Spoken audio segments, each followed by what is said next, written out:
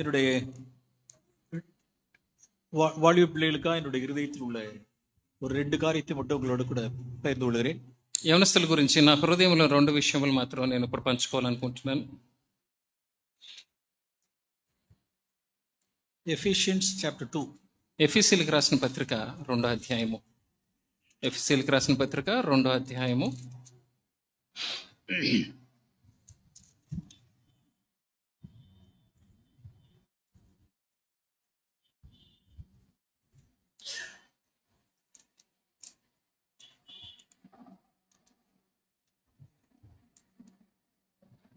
From verse 2 to 5. 2వ వచనము నుంచి 2 and 3. 2-3 వచనములు చూసుకుందాం. ఎఫెసీయులకు రాసిన పత్రిక 2వ అధ్యాయము 2-3 వచనము. அந்த 2 verses-ல 3 enemies of God நாம் பார்க்கிறோம். ఈ 2 వచనముల్లో దేవునికి ఉన్న 3 శత్రువులను మనం చూస్తున్నాం. ஒன்னு வந்து world, ఒకటి ఈ లోకం, another one is Satan, రెండోది సైతాను, another one is flesh. మూడోది మన మాంసము. In the verse 2 and 3 Paul he shows 3 enemies of God. ఈ 2-3 వచనముల్లో దేవునికి శత్రువులైన 3 వ్యక్తులను పౌలు ఇక్కడ చూపిస్తున్నారు. Okay, now let us read verse 2. ఇప్పుడు వాటిని చదువుదాం. మీరు వాటిని చేయుచు వాయుమండల సంబంధమైన అధిపతిని అనగా అవిధేయులైన వారిని ఇప్పుడు ప్రేరేపించు శక్తికి అధిపతిని అనుసరించి ఈ ప్రపంచ ధర్మము చొప్పున మునుపు నడుచుకుంటురి. వారితో కలిసి మనమందరమును శరీరము యొక్కయు మనస్సు యొక్కయు కోరికలు నెరవేర్చుకొనుచు మన శరీరాశలను అనుసరించి మునుపు ప్రవర్తించుచు కడము వారి వలె స్వభావ సిద్ధముగా దైవోగ్రతకు పాత్రులమై ఉంటిమి. இவர்களெல்லாம் வந்து ஒரு கோபாக்கினியின் பிள்ளைகள் அப்படின்னு வாசிக்கிறோம். ఇక్కడ దైవాగ్నికి పాత్రులమై ఉంటిమి అని ఇక్కడ మనం చదువుతున్నాం. யாரெல்லாம்? ఎవరు వీళ్ళందరూ? ఈ ఉలగ వழக்கத்தின்படி படிக்கிறவர்கள், ఈ లోక ధర్మము చొప్పున నడుచుకున్నవారు. ఒకటి. రెండవది கீழ்ப்படியாமையின் பிள்ளைகளிடத்தில் கிரியை செய்கிற ஆகாயத்து அதிகார பிரபுன்னு வாசிக்கிறோம். ఇక్కడ వాయుమండల సంబంధమైన అధిపతి అనగా అవిధేయులైన వారిని ఇప్పుడు ప్రేరేపించు శక్తికి అధిపతి అని చదువుతున్నాం. ఆహాయత్ అధికార ప్రభు సాటన్ యారిడத்துல క్రియ செய்வான்? సైతానుడు ఎవరిలో తన కార్యమును చేస్తాడు? கீழ்ப்படியாமையின் பிள்ளைகளிடத்தில், అవిధేయులైన లోబడనున్న పిల్లలలో. verse 3, 3వ వచనం. flesh and, அதாவது மனசு, மைண்ட் அண்ட் flesh அவர்களுக்கு என்ன சொல்லுதோ அதன்படி பிழைக்கிறவர்கள். శరీరము మాంసము మనస్సు ఏమి చెప్తుందో దాని ప్రకారము నడుచుకున్నాడు. இதான் 3 ఎనిమీస్ குறித்து நான் వాసిக்கிறோம். ఇది ఈ 3 శత్రువుల గురించి మనం చదువుతున్నాం. ஒன்னு వరల్డ్, ఒకటి ప్రపంచ ధర్మం, ஒன்னு சாட்டன், 2 సైతాను, இன்னொரு ఫ్లెష్, మూడోది ఈ మాంసం. இதெல்லாம் முற்காலத்தினுடைய வாழ்க்கை. ఇది ఒకప్పుడు జీవితము. எஸ், நான் வாலிபனா இருந்தப்ப இந்த மூணுமே என்கிட்ட இருந்தது. నేను యవనుడుగా ఉన్నప్పుడు ఈ 3 నాకున్నాయి. நான் என்னுடைய அன்கன்வெர்ட்டட் டேஸ்ல நான் உலக வழக்கத்தின்படி நான் நடந்தேன். నేను మారు మనసు పొందక మునుపు ఈ లోకం వెంబట తిరిగిన వాడును. என்னுடைய மனசும் மாம்சம் விரும்பினவைகளை செய்தேன். నా మనస్సు నా యొక్క శరీరం ఏం చెప్తుందో ఆ ప్రకారం జీవించిన వాడును. கீழ்ப்படியாமையின் பிள்ளையா இருந்தேன். నేను లోబడనొల్లని అవిధేయుడైన బిడ్డగా ఉండినాను. அந்த ஆகாயத்து அதிகார பிரபுவனுடைய ஆவி என்னை நடத்துனுச்சு. நான் கீழ்ப்படியாமையின் பிள்ளையா இருந்தேன். ఈ వాయుమండల సంబంధమైన అధిపతి నన్ను నడిపించాడు, నేను ఆ విధంగా నడుచుకున్నాను. இதெல்லாம் முற்காலம். ఇది ఒకప్పుడు జరిగిన సంగతి. இப்போ உள்ள வாலிப பிள்ளைகள், இப்போ உள்ள டீன்ஸ் அந்த முற்காலத்தில் படி இந்த வசனத்தின்படி இருப்பார்கள். ఇప్పుడున్న యవనస్తులు ఈ యొక్క వాక్యమును బట్టి ఉంటున్నారు. அதுல ஒரு காரியத்தை நான் வாசிக்கிறோம். ఇందులో ఒక విషయం గురించి మనం చదువుతున్నాం. கீழ்ப்படியாமையின் பிள்ளைகள், అవిధేయులైన పిల్లలు. ரொம்ப முக்கியம். ఇది చాలా ముఖ్యమైన మాట. இந்த ஒரு காரியத்தை குறித்து நான் பாரப்படுகிறேன். ఈ విషయం గురించి నేను ఎంతో భారం కలిగి ఉన్నాను. அவர்கள் ரட்சிக்கப்படாதவரால் இருக்கலாம், அல்லது ரட்சிக்கப்பட்ட பிள்ளைகளாகவும் இருக்கலாம். వాళ్ళు ఇంకా మారుమనసు పొందిన వారైనా అవ్వచ్చు, మారుమనసు పొందిన వారైనా అవ్వచ్చు. கீழ்ப்படியாமை, ఇంకా లోబడట్లేదు, అవిధేయులుగా ఉన్నారు. సో நான் நிறைய சில எக்ஸாம்பிள்ஸ் எல்லாம் நான் சொல்ல விரும்புகிறேன். నేను 1-2 ఉదాహరణలు చూపించాలనుకుంటున్నాను. இவரிடத்திலெல்லாம் பிசாசானவன் கிரியை செய்கிறான். ఇలాంటి వారిలో సైతానుడు కార్యము చేస్తూ ఉంటాడు. நாம் இறுதியாய் நாம் இயேசுவை நாம் பார்க்கணும். మన హృదయంలో మనం యేసు ప్రభువుని ఎప్పుడు చూస్తూ ఉండాలి. நம்மை போல ஒரு பாவ மாம்ச சாயலில் அவர் வெளிப்பட்டார். మన వలే ఈ యొక్క మాంసములోనే ఆయన ప్రత్యక్షమయ్యారు. மேலான அதிகாரத்துக்கு நாசரேத்தூர்ல பெற்றோருக்கு 30 years அவர் கீழ்ப்படிந்திருந்தார். నజరేతులో తన తల్లిదండ్రులకు 30 సంవత్సరములు లోబడిన వాడి కింద ఉన్నారు. பட்ட பாடுகளினாலே அவர் கீழ்ப்படிதலை கற்றுக்கொண்டார். ఆయన కష్టమైన సమయాల్లో లోబడి ఉండడం నేర్చుకున్నారు. Yes, through suffering he learned to obedience ను వాసిగ్రాం. మనము బైబిల్లో ఆయన శ్రమల ద్వారా విధేయత నేర్చుకున్నారు అని మనం చదువుతున్నాం. Yes. ரட்சிக்கப்பட்டு ஞானஸ்தானம் எடுத்த பிள்ளைகளிடத்திலும் ஞானஸ்தானம் பெறாமல் மறுபிறப்பு அடையாதவரிடத்திலும் இந்த கீழ்ப்படியாமை நாம் இந்த நாட்கள் அதிகமாய் பார்க்கிறோம். రక్షింపబడి బాప్తీసము తీసుకున్న పిల్లల్లోనూ ఇంకా బాప్తీసము తీసుకోలేని వాళ్ళలో కూడా ఈ లోబడని అవిధేయత మనం ఇక్కడ చూస్తున్నాం. சோ இந்த விஷயத்துல நாம் காலையில கேட்டது போல ఈ విషయంలో మనం ఉదయాన్నే విన్నట్లుగా ஏன் உன் பிள்ளைகளை நீர் கனப்படுத்துவானேன் அப்படின்னு ஆண்டவர் நம்மள சொல்லிடக்கூடாது. ஏன் சொன்னது போல ఉదయకాలం మందు మనం విన్నట్లుగా నీ పిల్లల్ని నువ్వెందుకు ఘనపరుస్తున్నావు అని ప్రభువు చెప్పకూడదు. లూక్ చాప్టర్ 15 లూకా సువార్త 15వ అధ్యాయము. அங்க ஒரு ஃபாதர்னுடைய ரெண்டு சைட்ஸையும் இயேசு பிதா காண்பிக்கிறார் பாருங்க. ஃபாதர்னுடைய ரெண்டு சைட்ஸையும் காண்பிக்கிறார். తండ్రికున్న రెండు పార్శ్వాలను ఇక్కడ చూపిస్తున్నారు దేవుడు. அந்த ப்ராடிகல் சன்னுடைய பேரபிளில் ఇక్కడ తప్పిపోయిన కుమారుడి యొక్క సందర్భంలోను நாம் மேக்ஸிமம் எதை பார்த்திருப்போம் அப்படின்னா ஃபாதருடைய கைண்ட்னஸ் நாம் அதிகமாக பார்த்திருப்போம். ఇక్కడ ఎక్కువగా ఏం చూస్తాను అంటే తండ్రి యొక్క దయను ఎక్కువగా చూస్తున్నాం. அதாவது இளைய குமாரன் திரும்பி வந்து மனம் திரும்பி வந்தது தகப்பனார் எல்லாவற்றையும் ஏற்றுக்கொண்டார். తప్పిపోయిన కుమారుడు తన మనసు మార్చుకుని మారు మనసు పొంది వచ్చినప్పుడు తండ్రి తను ప్రేమిస్తున్నారు. ఎస్ ఫాదరుடைய கைண்ட்னஸ், అది తండ్రి యొక్క దయ. అదే ఫాదరుடைய సివియరిటీ ఇங்க நான் వాసిக்கிறோம். అదే తండ్రి యొక్క కోపోగ్రత కూడా మనం చూస్తున్నాం. వర్స్ 29 29వ వచనంలో మనం చూస్తాం. ఇதான் బ్యాలెన్స్ అబౌట్ గాడ్. ఇదే దేవునికి ఉన్న ఆ యొక్క సమతుల్యత. நம்மளுடைய பிள்ளைகளிடத்துல கீழ்ப்படியாமைக்கு போறதுக்கு நாம் மறைமுகமாய் அவர்களுக்கு ஆதரவா இருந்துடக்கூடாது. మన పిల్లలు లోబడకుండా మనకి అవిధేయులై ఉండేటట్లుగా మనం ఉండకూడదు. 29 వాసిக்கிறோం. 29వ వచనంలో మనం చదువుతున్నాం.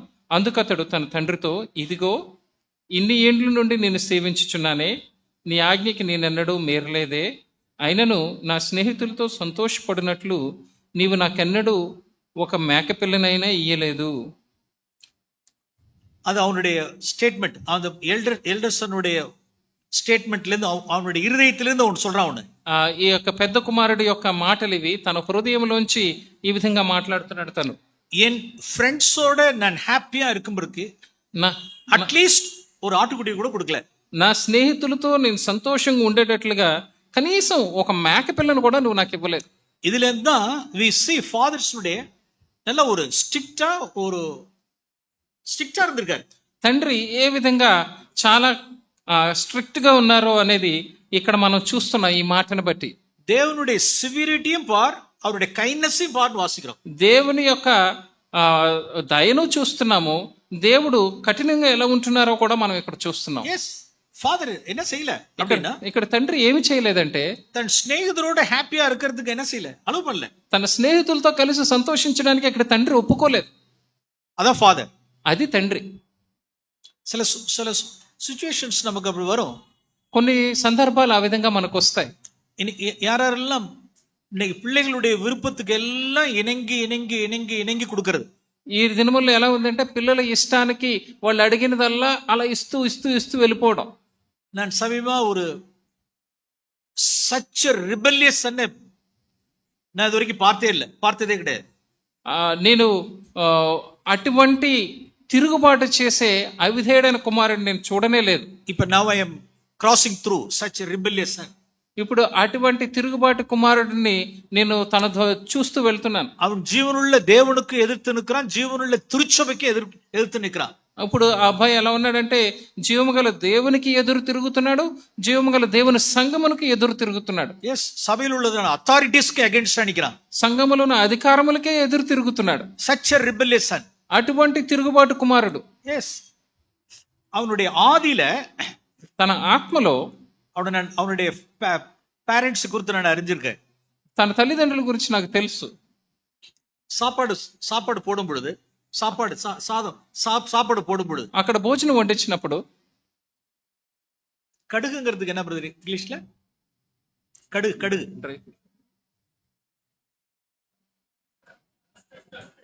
మస్టర్డ్ మస్టర్డ్ మస్టర్డ్ మిరియాలు, அந்த ఆవగింజాలు, క్షమించండి, ఆవగింజ. சிறு குழந்தையா இருக்கும் பொழுதே చిన్న పిల్లవాడుగా ఉన్నప్పుడే அந்த மஸ்டர்ட் பார்க்கும் பொழுது అక్కడ ఆవాలు చూశాడంటే, இது என்ன மஸ்டர்ட் அப்படிமா ఇదేంటి ఆవాలు ఉన్నాయి అంటాడంట. அவங்க డాడీ పక్కத்துல உட்கார்ந்து இருக்கிற మస్టర్డ్ எல்லாம் ஒன்னொன்னா பொறுக்குவாரு பாரு. అప్పుడు తండ్రి పక్కనుండి అక్కడ ఉన్న ఆవాలన్నీ ఏరేసి ఇస్తాడు కుమారుడికి. ఆవాలని తీసేసి అప్పుడు తిండి ఇస్తాడు అనమాట. அதாவது ஒரு பிளேட் ரைஸ்ல ஏதாவது அந்த குழம்பு எதை எடுத்து ஊத்துனான்னு அதுல இருக்கிற உட்காந்து ஒண்ணுன்னா மஸ்டர்ட் எடுத்து வைப்பார். ప్లేట్లో ఎప్పుడన్నా ఆ కూర వేసినప్పుడు అందులో ఉన్న ఆవాలన్నీ తండ్రి ఏరేసి పక్కన పెట్టాలి. பெல்ட் எடுத்து வெளுத்து இருக்கணுங்கிற. అలాంటి సందర్భంలో బెల్ట్ తీసి టపా టపా రెండు వేయాలి. நல்ல பேக்ல கொடுத்துருக்கணும், நல்லா இங்க கொடுத்துருக்கணும். நல்லா బెల్ట్ తీసుకుని వీపు మీద చక్కగా రెండు వాయించాలి. இது என்ன மஸ்டர்ட், என்ன பாய்சனா, சாப்பிட்றா அப்படின்னு சொல்லியிருக்கணும். అదేంటి ఇప్పుడు ఈ ఆవాలు ఏమన్నా విషమా, తినరా అని చెప్పి తినిపించాలి. சாப்பிடணும், అది తినాలి. சாப்பிட்டு வாமிட் எடுத்தாலும் சரி, అది తిని కక్కుకున్నా పర్వాలేదు, சாப்பிடு తిను அப்படிங்கிறான். లేదు తిను అనకూడదు. డాడీ ஒன்னொன்னா பொறுக்கிட்டு இருக்காரு. తండ్రి పక్కన కూర్చుని ఒక్కొక్కటే అరుతా ఉంటాడు. இன்னைக்கு 40 years oldல such a rebellious வந்து நிக்கிறான். அன்னைக்கு ఈ 40 సంవత్సరములలో నేను అటువంటి తిరుగుబాటు కుమారుని నేను చూడలేదు. సో డియర్ పేరెంట్స్, ప్రియమైన తల్లిదండ్రులు, எவ்வளவேனும் அவருடைய டிசோபீடியன்ஸ்க்கு நாம் ஃபீட் பண்ணிட வேண்டாம். ఎప్పుడు వాళ్ళ అవిధేయతని మనం పెంచి పోషించే వారి కింద ఉండకూడదు. డాడీనుடைய సివిరిటీ నామ ఇక పాకరం பாருங்க. ఇక్కడ చూడండి, తండ్రి యొక్క డిసిప్లిన్, ఆ యొక్క క్రమశిక్షణ చూస్తున్నాం ఇక్కడ. yes, Proverbs 29 ఆల్సో. సామెతలు 29. இப்ப பேரண்ட்ஸ் என்ன நினைக்கிறாங்கன்னா, is it youth teens meeting or parents meeting? ఇప్పుడు తల్లిదండ్రులు ఏమనుకుంటున్నారంటే, ఇది యవనస్తుల కూడిక లేకపోతే తల్లిదండ్రుల కూడిక? அவளுக்கு டவுட் வந்துருச்சு. వాళ్ళకి డౌట్ వచ్చింది. அதனாலதான் 2 பேரும் உட்கார வச்சு பேசிட்டு இருக்கோம். అందుకే ఇద్దరిని కూర్చోబెట్టి మాట్లాడుతున్నాం. ரொம்ப முக்கியம். ఇది చాలా ప్రాముఖ్యమైంది.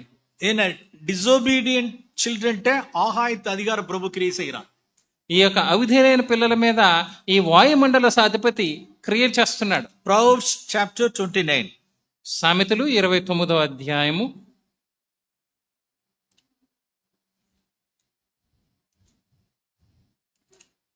verse 15. 15వ వచనము, బెత్తమును గద్దింపును జ్ఞానము కలుగజేయును, అదుపులేని బాలుడు తన తల్లికి అవమానము తెచ్చును. ஓ, அந்த இடத்துல மதருக்கு உண்டான ஒரு டிஸ்கிரேஸ குறித்து நான் வாசிக்கிறோம். ఇక్కడ తల్లికి వచ్చే ఒక అవమానం గురించి మనం చదువుతున్నాం. எப்ப தன் இஷ்டத்துக்கு விடப்பட்ட பிள்ளை, ఎప్పుడైతే తన ఇష్టానికి వదిలిపెట్టిన బాలుండి, நாம் அவரோட இஷ்டத்துக்கு விட்டுறக்கூடாது. ఎప్పుడు వాళ్ళ ఇష్టాలకి మనం వదిలిపెట్టకూడదు. இப்ப நான் சொன்னது போல, నేను ఇప్పుడు చెప్పినట్లుగా இந்த சாப்பாட்டுல எனக்கு அந்த மஸ்டர்ட் இருக்க கூடாது, ఇప్పుడు ఈ యొక్క భోజనములో ఆవాలు ఉండకూడదు, எனக்கு இது என்ன, எனக்கு காலையில இட்லி கொடுத்துருக்கேன், எனக்கு பூரி தான் வேணும்பாங்க சில பேர். ఈ ఉదయకాలము ఈ పొద్దున నాకు ఇడ్లీ ఎందుకు ఇచ్చా, నాకు పూరి కావాలనకూడదు.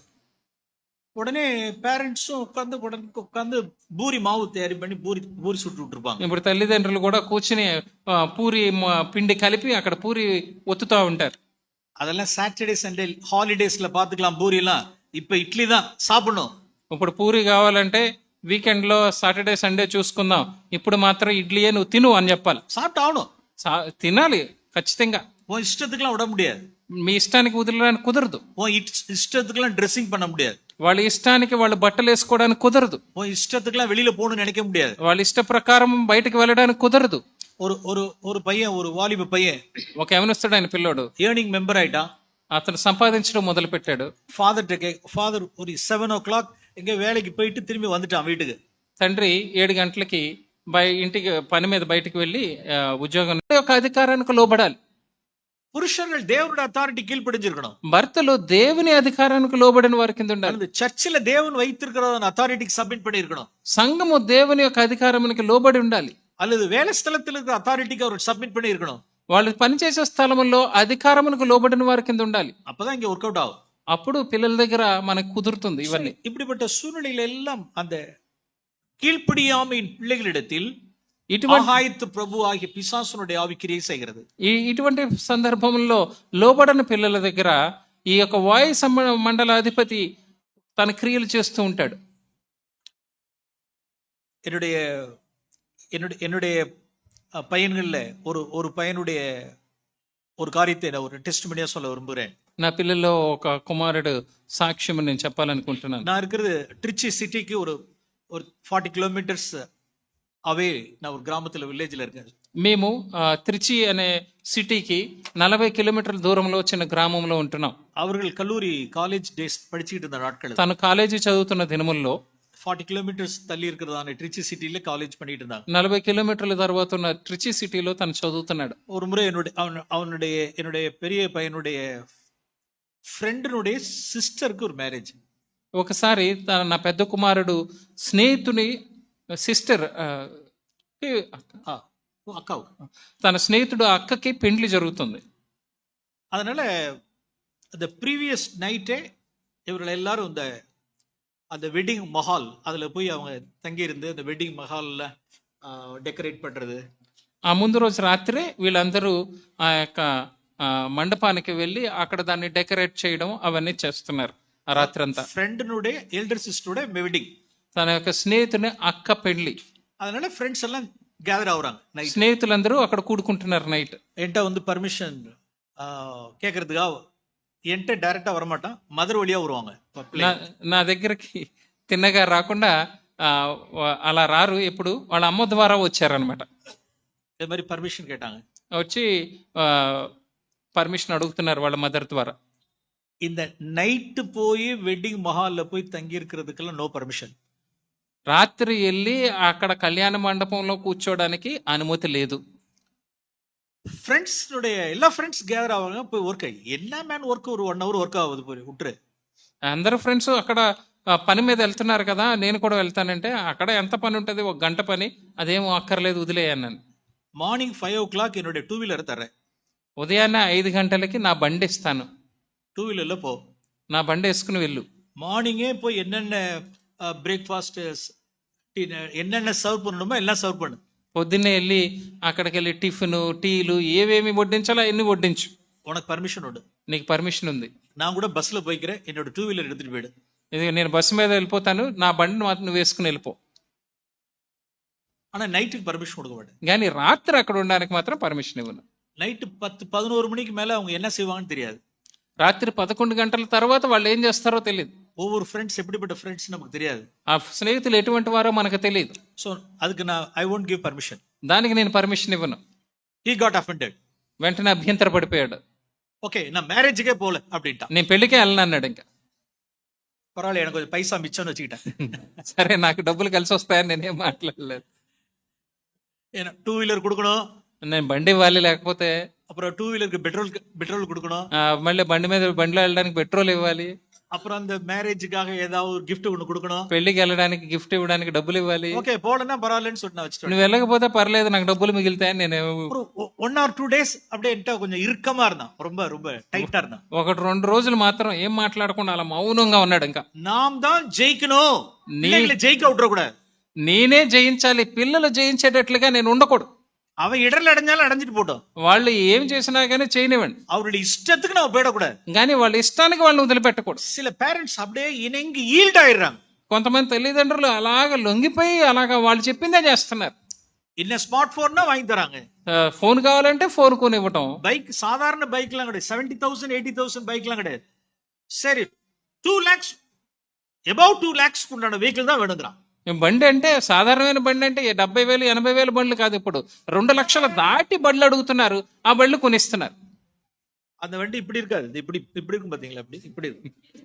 ఆ బండి ఇలా ఉండదు, ఎలా ఉంటది అనమాట. அதுல மதர் எல்லாம் போய் பேக்ல எல்லாம் உட்கார வைக்க முடியாது, வீக் வெசல்ஸ் எல்லாம் உட்கார வைக்க முடியாது, அவங்களுக்கு உட்காரவே தெரியாது. వాళ్ళ మదర్లు వాళ్ళ తల్లులు వెనక కూర్చోడానికి కూడా కుదరదు, బలహీనంగా ఉన్న వాళ్ళు అసలు కూర్చోలేరు వెనక. ஒரு பேருக்கு தான் ஒரு వెహికల్ இருக்குமே தவிர మదర్ எல்லாம் உட்கார முடியாது. అదేదో పేరు కోసం బండి ఉన్నట్టే గానీ వెనకాల కూర్చోడానికి తల్లికి అవుతే అవ్వదు. அது அவன் மட்டும் தான் போலாம், తన మాత్రమే వెళ్ళగలడు. பேக்ல ஏதாவது பிரேக் அடிச்சா அங்க போய் விழுவணும், அதுல బ్రేక్ వేసారంటే వెనక కూర్చున్న వాళ్ళు వెళ్ళి ఎగరబడతారు. அந்த వెహికల్ தான் வேணும்பாங்க. అలాంటి బండే కావాలంటున్నారు. இதெல்லாம் எங்க விட்டாச்சு அப்படின்னா, ఇది ఎక్కడ వదిలేశారు అంటే இந்த మస్టర్డ్ లో விட்டாச்சு. ఈ యొక్క ఆవాల దగ్గర వదిలేశారు. இப்படி பொறுக்கி பொறுக்கி வைக்கிறோம்ல, அந்த மஸ்டர்ட் எல்லாம் பொறுக்கி பொறுக்கி வைக்கிறோம்ல, ఈ ఆవాలన్నీ ఏరారు కదా, పక్కన కూర్చుని இதுல விட்டது நாளைக்கு வந்து இந்த வண்டியில நிக்கிறான். అక్కడ వదిలేశారు, ఇప్పుడు ఇక్కడికి వచ్చింది ఈ బండి దగ్గరికి. அதை தாண்டி அப்புறம் என்ன குறைன்னு கேட்டா, అది దాటి ఇప్పుడు ఎక్కడికి వెళ్తుందంటే, this is the girl I have chosen அப்படிங்கிறான். ఈ అమ్మాయిని నేను ఎన్నుకున్నాను, இந்த கேர்ள் தான் எனக்கு அப்படிங்கிறான். ఈ అమ్మాయే నాకు కావాలి. ரட்சிக்கப்படாத ஒரு கேர்ள். రక్షింపబడని ఒక అమ్మాయి. நீங்க மேரேஜ் பண்ணி வைக்கிறீங்களா, நான் ரிஜிஸ்டர் மேரேஜ் பண்ணட்டுமாங்கிறான். నువ్వు పెళ్లి చేస్తావా లేకపోతే నేను వెళ్ళి రిజిస్టర్ మ్యారేజ్ చేసుకున్నా? எஸ், எங்க விட்டது? ఎక్కడ వదిలేశారు? எடுத்து வச்சது. ఆవాల దగ్గర. மறந்துடாதீங்க, మర్చిపోకండి. மை డియర్ செல்லம், இருடா நான் எடுத்து வைக்கிறேன், நல்லா சாப்பிடுறா அப்படின்னு. నాకు మాట ఉండరా, నేను నీకు ఏరిస్తానని చెప్పేసి బాగా తిను అని చెప్పి వేరిన దగ్గర ఆగిపోయింది అక్కడ. You are my idol, you are my god, నీవే నా దేవుడు, నీవే నా విగ్రహం, నీవే నా దేవుడివి, ఆవాలు లేకుండా నేను నీకు భోజనం పెడతాను ఆగు అని చెప్పేసి అలా చేయడం. அவர்கள் தான் ரிபெல்லியஸ் சன்ஸா வர்றது. వాళ్ళు ఎలాగ మారుతున్నారంటే తిరుగుబాటు చేసే కుమారుల కింద మారుతున్నారు. సో డిసోబీడియన్స్ அப்படிங்கிறது, అవిధేయత అనేది டீன்ஸ்ல இல்ல, చైల్డా இருக்கும் பொழுது இந்த డిసోబీడియన్స్ డీల్ பண்ணிடணும். ఇప్పుడు ఒక వయసు వచ్చిన తర్వాత, టీనేజ్ వచ్చిన తర్వాత మాత్రమే అవిధేయత మాత్రం కాదు, చిన్న పిల్లలు ఉన్నప్పటి నుంచి అవిధేయత ఉంటుంది. இந்த வார்த்தையை நாம் ஜாக்கிரதையா நாம் எடுத்துக்கோ. ఈ మాటను మనం జాగ్రత్తగా తీసుకుందాం. వర్స్ చాప్టర్ 29, సామెతలు 29వ అధ్యాయము వర్స్ 15వ వచనం. யாராவது ஒரு சின்ன ஒரு குழந்தை வர முடியுமா? ஒரு சின்ன ఎవరైనా చిన్న పిల్లలు ఎవరైనా వస్తారా? யாராவது வர முடியுமா? శామ్యూయల్ లిటరామా, யாராவது ஒருத்தவங்க. Okay, good. இப்படி திரும்பிக்கோ, వెనక్కి இல்ல இல்ல இப்படி வெச்சு. అలా ఉంది. அதுல வாசிக்கிறோம், అక్కడ చదువుతున్నాం. இந்த வார்த்தை எங்க இருக்குன்னு பாப்போமா? ఈ మాట ఎక్కడుందో చూద్దామా? பிள்ளையினுடைய நெஞ்சில் மதியினம் ஒட்டி இருக்கும். எடுத்தவங்க சொல்லுங்க பாப்போம்.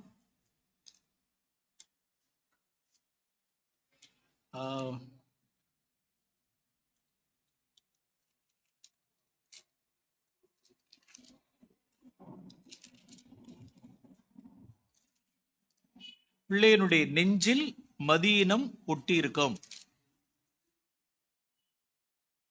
அதை தண்டனையின் பிரம்பு. 23.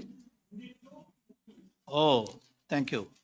22:15. Thank you, brother. Yes. 22 అధ్యాయము 15వ వచనం. పిల్లలు బాధిట్టు இருக்காங்க பாருங்க. పిల్లలను చూసారా? బాలుని హృదయంలో మూఢత్వం స్వాభావికంగా పుట్టును. ఇది చిల్డ్రన్, కిడ్స్, యూత్ எல்லாத்துக்குமே தான். ఇది చిన్న పిల్లలకి, యవనస్తులకి, అందరికీ కూడా. Proverbs 22:15. సామెతలు 22:15. நெஞ்சில் மதியினம் ஒட்டி இருக்கும். బాలుని హృదయంలో మూఢత్వము స్వాభావికముగా పుట్టును. ఓకే, இங்க கவனிக்கலாம் ஒரு சின்ன டெமோ. ఇక్కడ చూడండి, చిన్న డెమో చూడండి. இந்த நெஞ்சில் என்ன இருக்கு அப்படின்னா, ఈ హృదయంలో ఏముంది అంటే మూఢత్వం ఉంది. ఫూలిష్నెస్ உள்ளார இருக்கு. మూఢత్వం లోపల ఉంది. கர்த்தர் இந்த இப்படிப்பட்ட பிள்ளைகளை கர்த்தர் நம்ம இடத்துல ஒப்பு கொடுத்திருக்கிறார். ఇటువంటి పిల్లలను దేవుడు మనకు అప్పగించారు. நம்மளை ఎంట్రస్ట్ பண்ணி இந்த பிள்ளைகளை கொடுத்திருக்கிறார். మనల్ని నమ్మి పిల్లల్ని దేవుడు మనకి ఇచ్చారు. ஆனா அந்த பிள்ளைகிட்ட என்ன இருக்கு? కానీ పిల్లల హృదయంలో ఏముంది? ఫూలిష్నెస్ இருக்கு, మూఢత్వం ఉంది.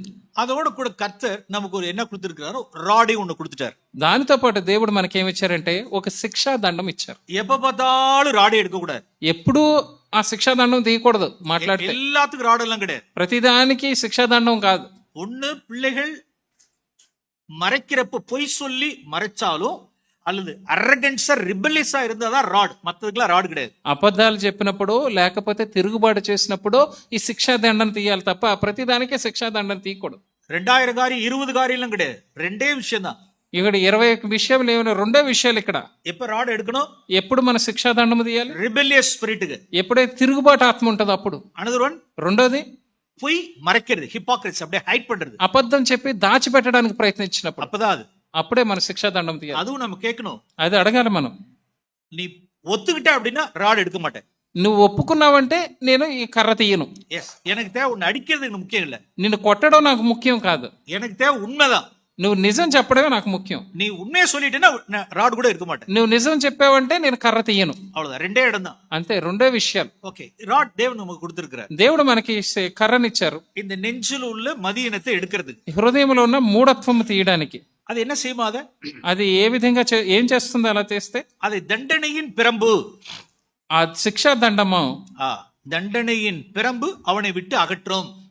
దానిని దానిలో నుండి తోలివేయును. శిక్షా దండము దానిని వానిలో నుండి తోలివేయును. கவனிச்சிங்களா? ఇక్కడ చూసారా, இங்க அடிச்சா ఇక్కడ ఒక దెబ్బ వేస్తే இங்க மதியன வெளியில போதான்.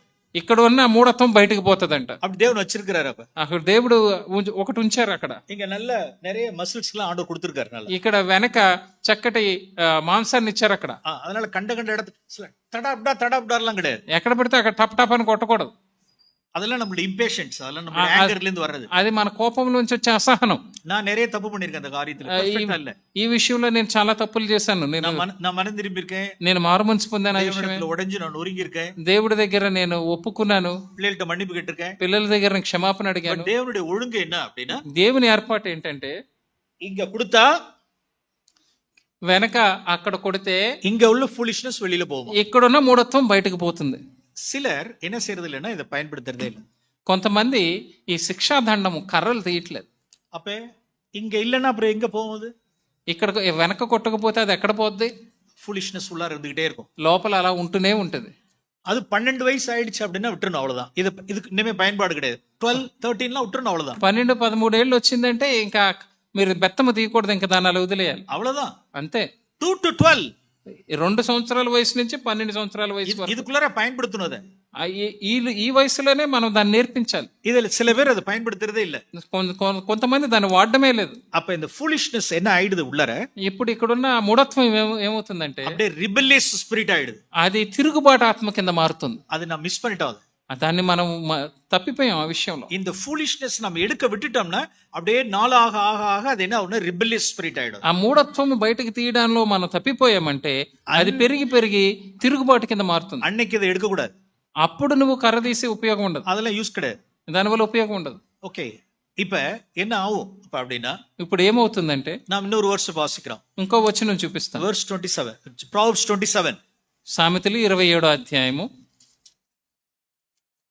22.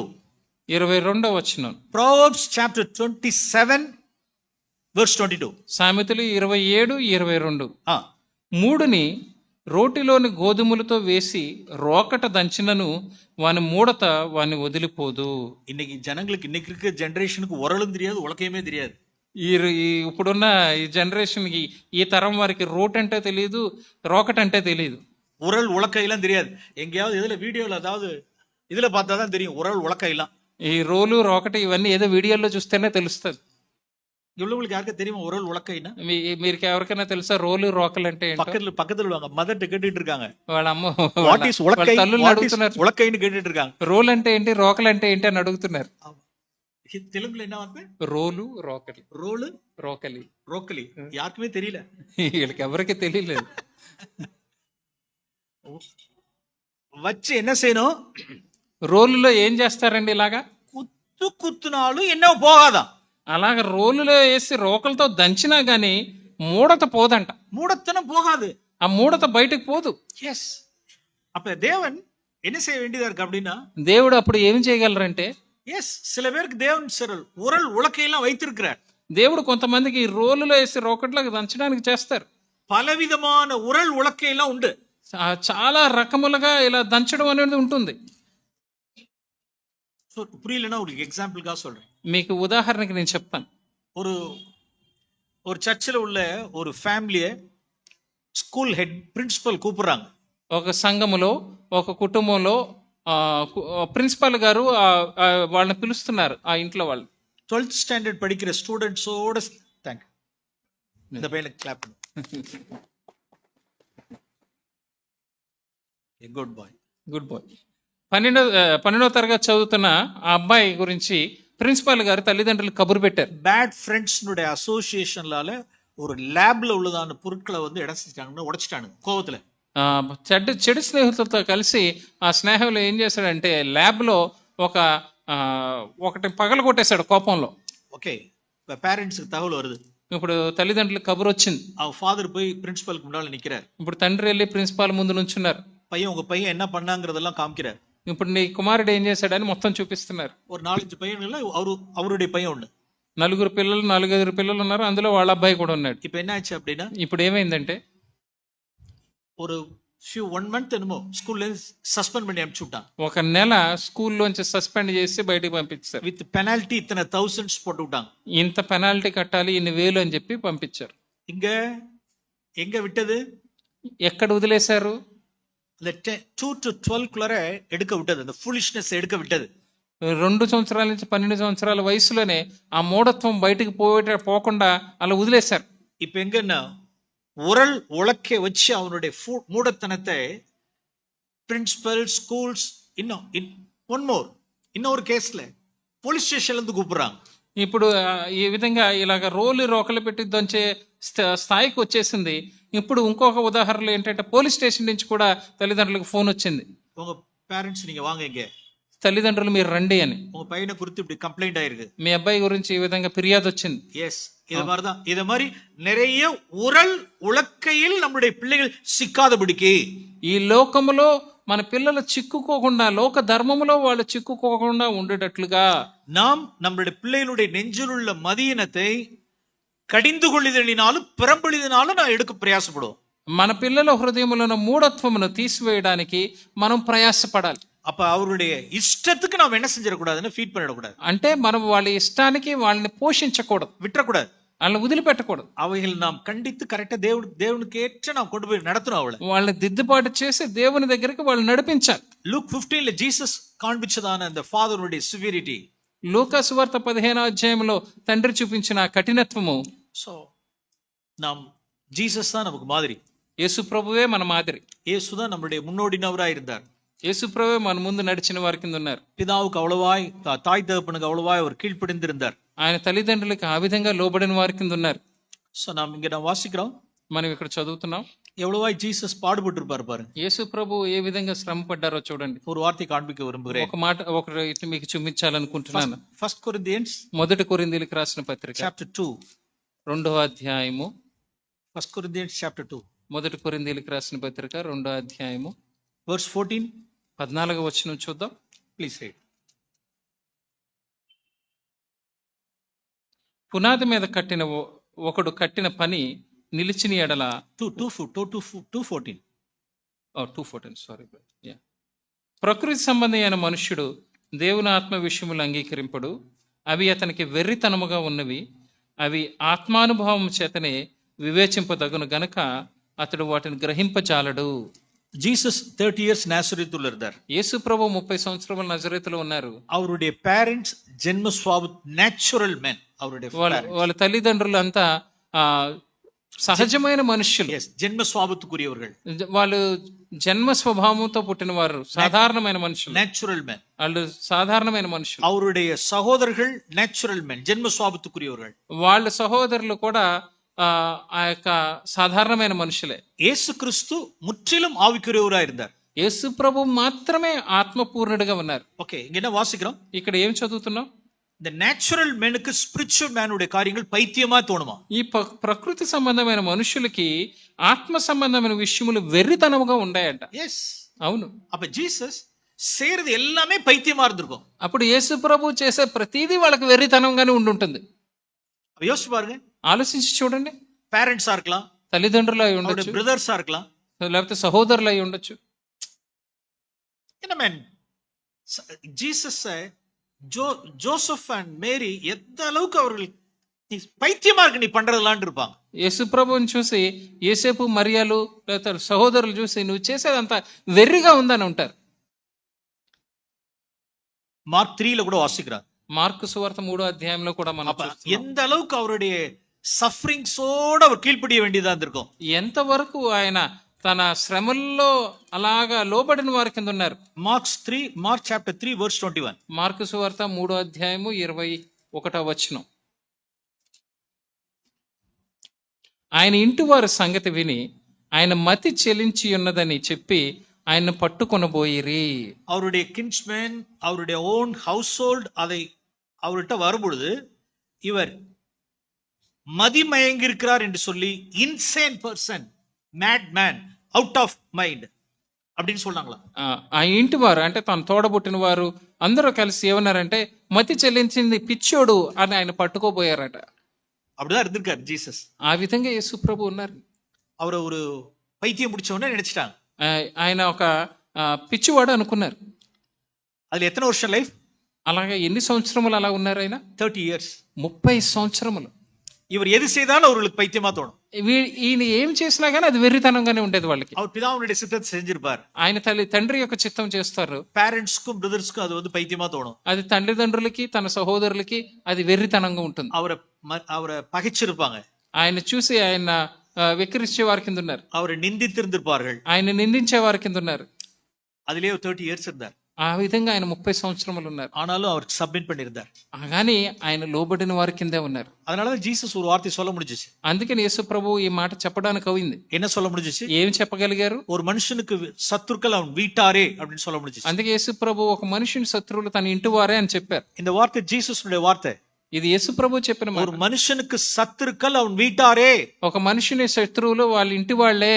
அப்ப அவனுடைய பேரண்ட்ஸ் அவனுடைய உடன்பிறப்புகள் எல்லாம் அவர்களுக்கு என்னவா இருந்திருக்காருன்னா சத்ருவா இருந்திருக்காங்க. తన తల్లిదండ్రులు వాళ్ళందరూ ఎలా ఉన్నారంటే శత్రువుల కింద ఉన్నారు. சத்துருக்களை அவர் சிநேகித்து கொண்டே இருந்தார். శత్రువులతోనే ఆయన స్నేహంగా ఉంటూ அவர்களுக்கு சப்மிட் பண்ணி கொண்டே இருந்தார். వారికి లోబడుతూనే ఉన్నారు. త్రూ సఫరింగ్, శ్రమల ద్వారా, அவர் பட்ட பாடுகளினாலே அவர் கீழ்ப்படிதலை கற்றுக்கொண்டார். ఆయన శ్రమల ద్వారా లోబడడం నేర్చుకున్నారు ఆయన. సో అరుமையான వాలిబர்கள் இப்பொழுதே சிறு ప్రాయం முதற்கொண்டே వాలిబர்கள் యేసుని నోకి பார்க்கணும்.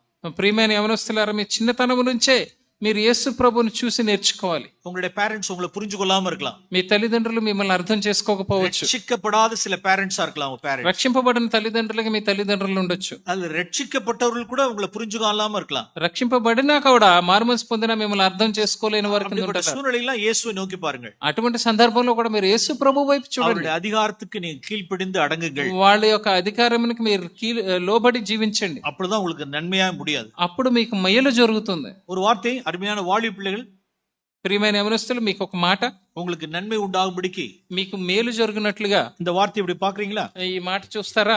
All youth, all young men, young girls, అందరు యవనస్తులు యవనరాండ్రు. பாருங்க ஹீப்ரூஸ் 13, హెబ్రీయులకు రాసిన పత్రిక 13వ అధ్యాయము. இந்த verse இப்படி மாற்றி வாசிச்சு காண்பிக்கிறேன். దీన్ని కొంచెం ఈ విధంగా మార్చి చదువుదాం. ஹீப்ரூஸ் 13:17 உங்களுக்கு நான் சற்று சேஞ்ச் பண்ணி வாசிக்கிறேன். హెబ్రీయులకు రాసిన పత్రిక 13:17 కొంచెం ఇలా మార్చి చదువుతాను. எல்லாம் ஆல் యంగ్ మెన్, యవనస్తులందరూ. verse 17 எப்படி இருக்கு அப்படின்னா, 17లో ఏ విధంగా ఉందంటే, நான் அப்படி வாசிக்கிறேன், నేను అలా చదువుతాను.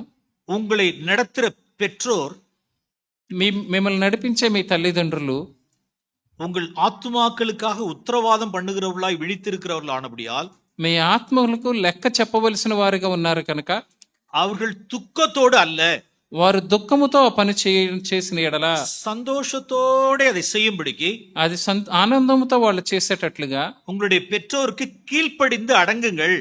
మీ తల్లిదండ్రులకి మీరు లోబడి జీవించండి. அவர்கள் துக்கத்தோட அப்படி செய்தால், వాళ్ళు దుఃఖముతో పని చేస్తే அது உங்களுக்கு பிரயோஜனமா இருக்க மாட்டாது. అది మీకు నిష్ప్రయోజనము. இந்த வார்த்தை உள்ளார வச்சுக்கிட்டீங்கன்னு நினைக்கிறேன். ఈ మాట మీరు మీ హృదయంలో దాచుకున్నారని అనుకుంటున్నాను. இது ஆக்சுவலா கான்டெக்ஸ்ட் யாருக்கு இருக்குன்னா ஓவர்சீஸ் இருக்கு. దీని ఇక్కడ సందర్భం ఎవరికంటే పై విచారణకర్తలకు. எஸ், நாம் இந்த வேர்ஸ் இப்படி எடுக்கணும். ఈ వచనాన్ని మనం ఈ విధంగా తీసుకోవాలి. மனைவிமார்கள் கூட இப்படி எடுக்கணும். భార్యలు కూడా దాన్ని ఇలా తీసుకోవాలి. உங்களை நடத்துகிற கணவர்கள், మిమ్మల్ని నడిపించే మీ భర్తలు, அந்த வேர்ஸ் பாக்குறீங்களா సిస్టర్స్? సిస్టర్స్, ఈ మాట, ఈ వాక్యం చూస్తారా? உங்களை நடத்துகிற கணவர்கள், మిమ్మల్ని నడిపించే మీ భర్తలు, உங்கள் ஆத்துமாக்களுக்கு உத்தரவாதம் பண்ணுகிறவர்களாய் விழித்திருக்கிறவர்கள் ஆனபடியால், మీ ఆత్మలకు లెక్క చెప్పవలసిన వారుగా ఉన్నారు కనుక, உங்களுடைய கணவர்கள் துக்கத்தோட அல்ல, మీ భర్తలు దుఃఖముతో కాకుండా சந்தோஷத்தோட அதை செய்யும்படிக்கு, ఆనందముతో చేయనట్లు உங்கள் கணவன்மார்களுக்கு கீழ்ப்படிந்து அடங்குங்கள். మీ భర్తలకు లోబడి జీవించండి. அவர்கள் துக்கத்தோட அப்படி செய்தால், వాళ్ళు దుఃఖముతో అది చేసిన ఎడల அது உங்களுக்கு பிரயோஜனமா இருக்க மாட்டாது. అది మీకు నిష్ప్రయోజనము. எஸ், சர்ச்சுக்கு அப்படிதான், సంఘమునకు కూడా అంతే, வாலிப பிள்ளைகளுக்கு அப்படிதான், యవనస్తులకు కూడా అంతే, மனைவிமார்களுக்கு அப்படிதான், భర్తలకి అంతే, భార్యలకి అంతే. எஸ், அருமையான டீன்ஸ் அண்ட் யங் பீப்புள், ప్రియమైన యవనస్తులు, உங்களுடைய பேரண்ட்ஸ் உங்களை நடத்துறது ஈஸியா இருக்கா இல்ல டஃப்பா இருக்கா? మీ తల్లిదండ్రులు మిమ్మల్ని నడిపించేది అది సులువుగా ఉందా, కష్టంగా ఉందా? உங்களுடைய பேரண்ட்ஸ் உங்களை குறித்து துக்கமா இருக்கிறார்களா, சந்தோஷமா இருக்காங்களா? మీ తల్లిదండ్రులు మీ గురించి దుఃఖముతో ఉన్నారా, సంతోషంగా చేస్తున్నారా? ஒரு நிமிஷம் all youth, young girls and boys எழுந்துச்சு பாப்போம். అందరు యవనస్తులు ఒకసారి నుంచోండి చూద్దాం. டீன்ஸ் அண்ட் టీనేజ్ లో ఉన్న వాళ్ళు యవనస్తులు. நீங்க யார் பதில் சொல்ல வேண்டாம், கையை உயர்த்த வேண்டாம், உங்களை முகமுமாய் பார்த்து உங்களை கேள்வி கேட்கிறேன். ఎవరికి మీరు ఇప్పుడు మీరే జవాబు చెప్పక్కర్లేదు, ఎత్తక్కర్లేదు. మిమ్మల్ని ఒక ప్రశ్న అడుగుతాను. உங்க பேரண்ட்ஸ் உங்களை நடத்துறது துக்கமா இருக்கா அல்லது சந்தோஷமா இருக்கா? మీ తల్లిదండ్రులు మిమ్మల్ని నడిపించడం అనేది వారికి దుఃఖముగా ఉన్నదా, సంతోషముగా ఉన్నదా? பதில் சொல்ல வேண்டாம். మీరేం చెప్పక్కర్లేదు. You answer yourself. మీకు మీరే ఆన్సర్ చేసుకోండి, సమాధానం చెప్పుకోండి. என்னுடைய డాడీ మమ్మీ என்னை குறித்து துக்கமா இருக்காங்களா, சந்தோஷமா இருக்கா? నా అమ్మ నాన్న నా గురించి దుఃఖంతో ఉన్నారా, సంతోషంగా ఉన్నారా? நான் என் இஷ்டத்துக்கு நான் நடக்கிறேன்னா இல்ல தாய் தகப்பன கீழ்ப்படிந்து இருக்கணும்? నా ఇష్టం వచ్చినట్లుగా నేను నడుస్తున్నానా, లేకపోతే మా తల్లిదండ్రులు చెప్పినట్లుగా లోబడి జీవిస్తున్నానా? இந்த ஹீப்ரூஸ் 13:7 நீங்க எடுத்துங்க. ఈ హెబ్రీయులకు రాసిన పత్రిక 13:17 మీరు తీసుకోండి. உங்க பேரண்ட்ஸ் உங்களை நடத்துறது சந்தோஷமா இருக்குமானால் உங்களுடைய எல்லாம் உங்களுக்கு it will go well with you. మీ తల్లిదండ్రులు మీ ఎడల సంతోషముగా ఉన్నారు అంటే మీకు మేలు కలుగునట్లుగా సమస్తము జరుగుతుంది. Everything will be profitable. ప్రతిదీ మీకు ప్రయోజనకరంగా ఉంటుంది. Spiritually, earthly, all blessings. మీకు ఆత్మీయంగాను భూ సంబంధముగాను అన్ని దీవెనలు ఉంటాయి. ஆனால் దుఃఖతోడు உங்களுடைய பேரண்ட்ஸ் உங்களை நடத்துவார்களானால், కానీ దుఃఖముతో మీ తల్లిదండ్రులు మిమ్మల్ని నడిపించినట్లయితే అది உங்களுக்கு ప్రయోజనమా இருக்காது. అది మీకు ప్రయోజనకరంగా ఉండదు. ఓకే, హీబ్రూస్ 13:7 உள்ளார வச்சுக்கோ. హెబ్రీయులకు 13:17 మీ హృదయంలో దాచుకోండి దాన్ని. డిసోబీడియంట్ చిల్డ్రన్ సాటానిక్ స్పిరిట్ தான் ఆపరేట్ ஆகும். అవిధేయులైన పిల్లల మీద సైతాన్ యొక్క ఆత్మే క్రియ చేస్తుంది. యేసుவை నోకి பாருங்கள். యేసు వైపు చూడండి. 30 years నాజరేతులో he submitted parents authority. 30 సంవత్సరాల నజరేతులో తల్లిదండ్రుల అధికారానికి లోబడి జీవించారు. அதனால சாத்தானை காலிங் கீழ அவர் கொண்டு வர முடிஞ்சது. అందుకని సైతాన్ని ఆయన కాలు క్రింద అనకద్రొక్కడానికి కుదిరింది. He can also bring Satan under your feet. మీరు కూడా సైతాన్ని మీ కాలు క్రింద అనకద్రొక్కొచ్చు. When you are obeying your parental authority. ఎప్పుడైతే మీ తల్లిదండ్రుల యొక్క అధికారానికి మీరు లోబడతారో. Okay, thank you. దయచేసి కూర్చోండి. Thank you. సో நான் ரெண்டு காரியத்தை சொல்லணும்னு நினைச்சேன். 2 విషయాలు చెప్పాలనుకున్నాను. இந்த ஒரு காரியமே போதும். ఈ ఒకటే చాలు. So now let us obey. ఇప్పుడు మనం లోబడదాం. అథారిటీ ఎంగెంగెல்லாம் అథారిటీస్ இருக்கோ அதுக்கு సబ్మిట్ టు ద అథారిటీ. ఎక్కడెక్కడ అధికారం ఉందో అక్కడ అధికారమునికి మనం లోబడదాం. ప్రార్థన చేసుకుందాం. పరిశుద్ధ పితావే, పరిశుద్ధుడైన తండ్రి, நீ திருச்சபைக்கு தந்துள்ள சிறு பிள்ளைகள், வாலிபர்கள், டீன்ஸ் எல்லாருக்காகவும் ஸ்தோத்திரம் செலுத்துகிறோம். మీరు సంఘమునకు దయచేసిన చిన్న పిల్లలు, టీనేజ్ పిల్లలు, యవనస్తులందరిని బట్టి నీకు స్తోత్రము చెల్లిస్తున్నాం. முழு உலகமும் கீழ்ப்படியாமையினால நிறைஞ்சிருக்க ஆண்டவரே. ప్రభువా, ఈ లోకమంతయు లోబడకుండా జీవిస్తుంది ప్రభువా. அவரிடத்தெல்லாம் பிசாசன் கிரியை செய்கிறான். వారి దగ్గర సైతానుడు క్రియ చేస్తున్నాడు. యేసువే, పరిశుద్ధ ఆవియానவர் எங்களுடைய பிள்ளைகளிடத்தில் கிரியை செய்யட்டும். యేసు ప్రభువా, పరిశుద్ధమైన ప్రభువా, మా పిల్లల హృదయంలో నీవు క్రియ చేయండి. சிறு பிராயம் முதற்கொண்டு பெற்றோரை கனம் பண்ணி கீழ்ப்படிந்திருக்க கற்றுத்தர. చిన్న పిల్లల దగ్గర నుంచి, చిన్న పిల్లల ప్రాయం నుంచే తల్లిదండ్రులను గనపరిచి వారికి లోబడే వారిగా చేయండి. சிறு பிராயம் முதற்கொண்டு பிள்ளைகளுடைய ఇష్టத்தை பெற்றோர் ஜெயித்து விடட்டும். చిన్న పిల్లల నుంచే పిల్లల ఇష్టాలని తల్లిదండ్రులు జయించినట్లుగా చేయండి. எங்களுடைய வாலிப பிள்ளைகளுக்கு, சிறு பிள்ளைகளுக்கு இரக்கமா இருப்பீராக. మా యవనస్తులకి, చిన్న పిల్లలకి ప్రేమ చూపించండి తండ్రి. యేసువిன் నామத்தில் జెబిக்கிறோம் పితావే. యేసు నామములో ప్రార్థన చేయుచున్నాము తండ్రి. Amen. Amen. Thank you.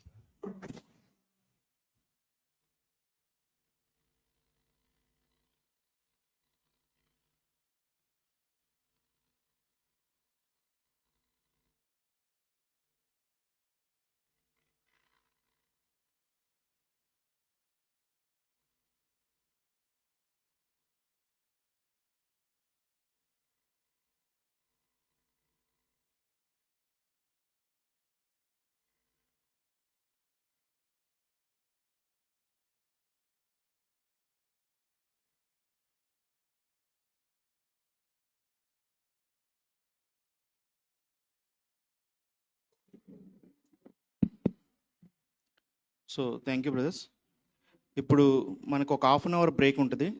Tea and snacks తీసుకొచ్చే సమయంలో ఒక చిన్న ఇన్కన్వీనియంట్ ఏంటంటే